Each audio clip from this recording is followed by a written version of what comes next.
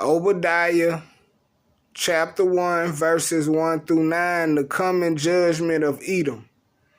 A lot of things, man, jumped out is because he's giving them the report. He's letting them know what God has heard of them and what God is going to do to them. And God has heard that they're very prideful.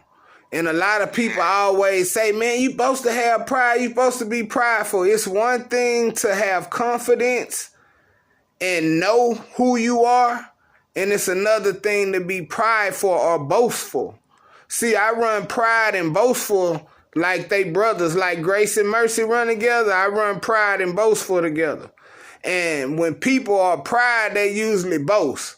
They usually talk noise. So it got to the point to where these people felt like nobody could defeat them. Nobody could hurt them. It's like when you beat up everybody at the school, or if you the boxer and you can beat up everybody, you begin to talk noise. Muhammad Ali, what he began to do? Trash talk. When you get so good at something, you begin to trash talk. And what was going on, these people was trash talking. They got to the point to where they felt like they were strong because of the way their army was set up, or the way that they trained their people. They was trained to live in the mountains, into the high rises of the rocks and things. So if they lived up in here and they was able to go to war and they was able to strike down. See, it's easy for me to roll down balls and I just shoot them with the arrow and make them fire.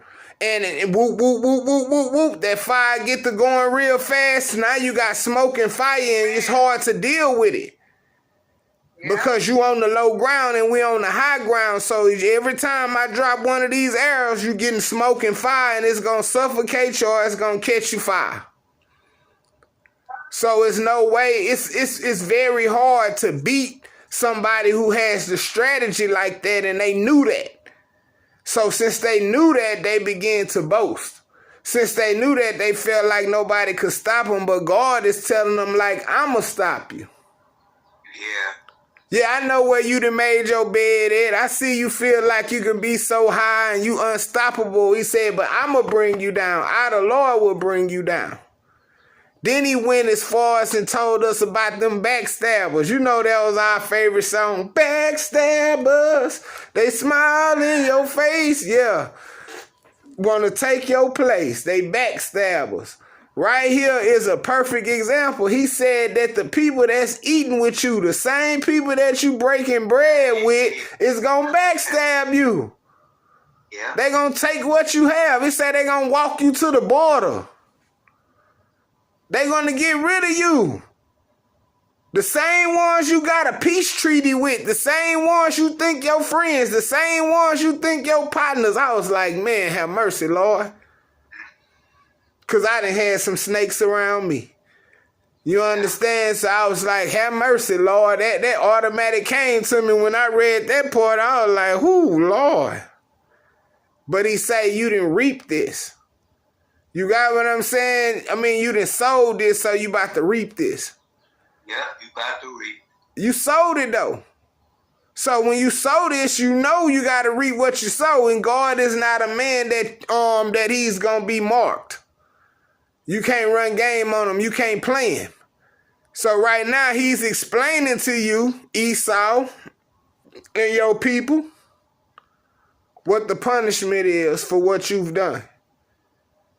And that's what I like about God too, man. He explains things to you. Yeah. You know, he don't have to, but he chooses to. And I think that makes the best parent in the world, Pastor Casalo. One that's willing to explain, yeah, I might whoop your butt, but I'm going to tell you about it. I'm going to lace you up so this don't happen no more. And if it happened again, then I know you was aware of what you was doing. So God is the same way. He'll send a prophet to come talk to you and let you know what's going on beforehand. And if you don't straighten up, you'll get that whooping, and he's still going to let you know. So he's pouring into him. He's letting them know what's going on, and he's saying that your punishment has to come because of what you're doing. And you know, they felt like, man, who going to punish me? Who gonna say something? Who gonna stop me? And God like, I got it. Because I already know where your mind is. He said, I'm going to cut you all the way down. To the point where everybody around you is going to take advantage of you and have everything that you think supposed to belong to you. And he says that they all may be cut off by the slaughter. Amen. I pass it to Pastor Castelo.